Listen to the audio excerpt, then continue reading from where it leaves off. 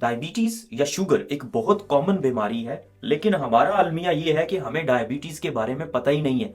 हमें इल्म ही नहीं है कि ये डायबिटीज होती क्यों है, इसकी क्या वजह होती है और हम इसको रोक कैसे सकते हैं। तो आज मैं इस वीडियो के अंदर आपको बताऊंगा कि डायबिटीज के रिस्क फैक्टर्स क्या हैं, वो कौन से ऐसे लोग हैं जो डायबिटीज डेवलप होने के, शुगर की बीमारी में मुब्तला होने के रिस्क पे हैं। उसके बाद मैं आपको इसके ट्रीटमेंट के बारे में बताऊंगा। अगर आपको इसकी पैथोफिजियोलॉजी समझ आ जाए, मतलब आपको समझ आ जाए कि ये शुगर होती क्यों है, तो इसको मैनेज करना आपके लिए बिल्कुल भी मुश्किल नहीं रहेगा।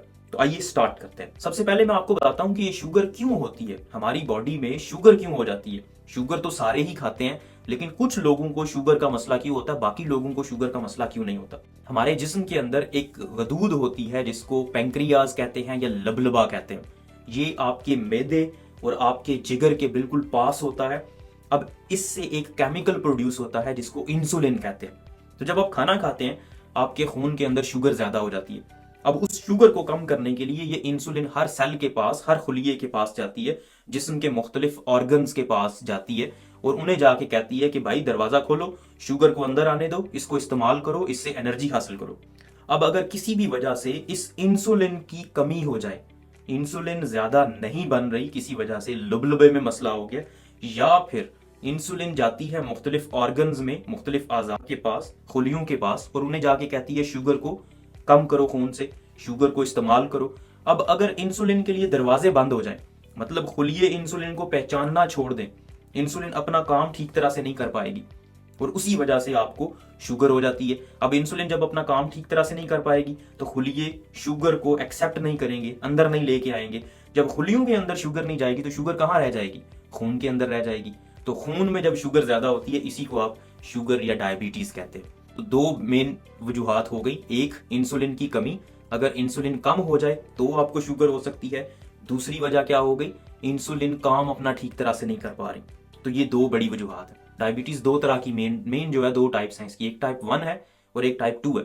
जो टाइप 1 है उसमें बेसिकली जो लबलबा होता है, पैंक्रियाज, जो गदूद है जिसने इंसुलिन को पैदा करना है, वो गदूद खराब हो जाती है, उसके अंदर इंसुलिन पैदा नहीं हो रही होती, इसलिए आपको बाहर से इंसुलिन इंजेक्ट करना पड़ती है और उसकी वजह से आपकी शुगर लेवल्स मेंटेन रहते हैं, ठीक हो जाते हैं। दूसरी टाइप, जो टाइप 2 डायबिटीज है, इसमें बेसिक जो इश्यू होता है वो इंसुलिन रेजिस्टेंस का होता है। मतलब इंसुलिन आपकी बॉडी में प्रोड्यूस हो रही है, लेकिन प्रॉब्लम यह है कि वो इंसुलिन अपना काम नहीं कर पा रही। ज्यादा मिकदार आपको इंसुलिन की चाहिए काम करने के लिए, क्योंकि इंसुलिन को एक्सेप्ट नहीं कर रहे, जो आपके ऑर्गन्स हैं वो इंसुलिन को एज सच एक्सेप्ट नहीं कर रहे। इसे इंसुलिन रेजिस्टेंस कहते हैं, कि इंसुलिन के खिलाफ मजाकमत कर रहे हैं, वो इंसुलिन को मानने से इनकार कर रहे हैं कि ये भी कोई चीज है। अब इस इंसुलिन रेजिस्टेंस की क्या वजह होती है, मोटापा नंबर 1 वजह है इंसुलिन रेजिस्टेंस की, ठीक है। इसके अलावा कुछ जेनेटिक फैक्टर्स भी होते हैं, मतलब विरासत में आपको मिला होता है। अगर आपके पेरेंट्स के अंदर, आपकी फैमिली मेंबर में कोई ऐसा बंदा है जिसको शुगर है, तो आपके अंदर भी ये प्रॉब्लम हो सकती है। लेकिन कुछ ऐसे फैक्टर्स हैं जिनसे आप इसको मॉडिफाई कर सकते हैं, चेंज कर सकते हैं। मतलब आप इंसुलिन रेजिस्टेंस को, इंसुलिन की जो आपकी बॉडी में मजाकमत हो रही है, उसको आप कम कर सकते हैं। तो वो क्या है, अच्छा खाना खाओ, हेल्थी खाना, सबको पता है, वेजिटेबल्स का इस्तेमाल ज्यादा करो, शुगर का इस्तेमाल कम से कम करो, मोटापे को कम करने के लिए वर्जिश करो, रेगुलर एक्सरसाइज करो। तो ये कुछ चीजें हैं जिनसे आप इंसुलिन रेजिस्टेंस को कम कर सकते हैं। साथ में, क्योंकि जब इंसुलिन की रेजिस्टेंस हो रही है तो इंसुलिन को ज्यादा प्रोड्यूस करना पड़ता है। ये जो पैंक्रियाज होता है आपका, लबलबा, ये इंसुलिन ज्यादा प्रोड्यूस करता है, ज्यादा पैदा करता है, ताकि इंसुलिन काम करे तो सही को थोड़ा बहुत। तो उसकी वजह से फिर एंड स्टेजेस पे लबलबा भी जवाब दे जाता है, उसके अंदर इंसुलिन के रिजर्व्स खत्म हो जाते हैं, वो भी इंसुलिन पैदा करना छोड़ देता है। इसलिए आपको टाइप 2 डायबिटीज के अंदर भी इंसुलिन की जरूरत पड़ती है। अब आते हैं उन लोगों की तरफ जो शुगर की बीमारी में मुब्तला होने के रिस्क पे हैं। हम रिस्क को दो कैटेगरीज में डिवाइड कर लेते हैं। एक है मॉडिफाइबल, मतलब ऐसी रिस्क हैं जिनको आप खुद तब्दील कर सकते हैं, जिनसे आप बच सकते हैं। और दूसरे हैं नॉन मॉडिफाइबल, वो ऐसे रिस्क हैं जिनको आप चेंज नहीं कर सकते। जैसे वरासत, मतलब आपके पेरेंट्स के अंदर थी, अब आप अपने पेरेंट्स को चेंज तो नहीं कर सकते, तो इसका मतलब आपके अंदर भी होने का रिस्क है। एज रिस्क फैक्टर है, अगर उम्र थोड़ी ज्यादा होती है तो उसमें आपको शुगर होने के चांसेस ज्यादा हो जाते हैं। लेकिन नॉन मॉडिफाइबल रिस्क फैक्टर्स कौन से हैं, मतलब वो कौन से रिस्क फैक्टर्स हैं जिनको आप चेंज कर सकते हैं। तो आपका लाइफस्टाइल, ये आप तब्दील कर सकते हैं। अगर अच्छा लाइफस्टाइल होगा, वर्जिश करेंगे, आप खाना अच्छा खाएंगे, डाइट के अंदर शुगर का इस्तेमाल कम करेंगे, एक्सरसाइज करके आप अपने मोटापे को कम करेंगे।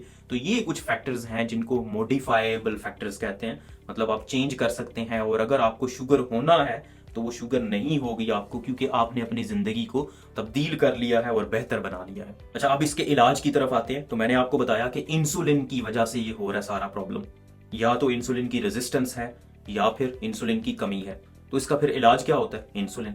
अब देखें, लोग हकीमों के और पीरों के हत्थे चढ़ जाते हैं, शुगर का इलाज प्रॉपर तरीके से नहीं करवा पाते। अब शुगर अगर आप इलाज इसका शुरू से ही कर लें, शुरू से इसको डायग्नोज कर लें कि ये क्या मसला है और शुरू से दवाइयां लेना शुरू कर दें, तो आप बिल्कुल नॉर्मल जिंदगी गुजार सकते हैं। डू यू नो वसीम अकरम उसको यंग एज से ही डायबिटीज हो गई थी, शुगर हो गई थी, और वो अभी तक बिल्कुल ठीक है, उसको कोई प्रॉब्लम नहीं है। उसकी वजह यह है कि उसने अपने डायग्नोसिस को एक्सेप्ट किया और उसका इलाज करवाया प्रॉपर तरीके से। हम लोग शुरू में एक्सेप्ट ही नहीं करते, मानते ही नहीं है कि ये कोई बीमारी है। हम हकीमों के और पीरों के हत्थे चढ़ जाते हैं और अजीब सी दवाइयां इस्तेमाल करते हैं। और फिर उसके बाद क्या होता है? उसके बाद जब आपके ऑर्गन्स डैमेज होना शुरू होते हैं, गुर्दे खराब होना शुरू होते हैं, नजर खराब होना शुरू होती है, आपके पाँव में जलन शुरू हो जाती है, पाँव में फीलिंग्स खत्म होना शुरू हो जाती हैं, फिर आप आते हैं डॉक्टर्स के पास और फिर बहुत देर हो चुकी होती है। इंसुलिन का इस्तेमाल, दवाइयों का इस्तेमाल, अपना हेल्थी लाइफस्टाइल, ये कुछ चीजें हैं जिनसे आप शुगर से बच सकते हैं। उम्मीद है आपको ये वीडियो पसंद आई होगी। इस वीडियो को लाइक करें, इस चैनल को सब्सक्राइब करें, ताकि हम मजीद इंफॉर्मेटिव वीडियोस आप तक बवक्त पहुंचाते रहें।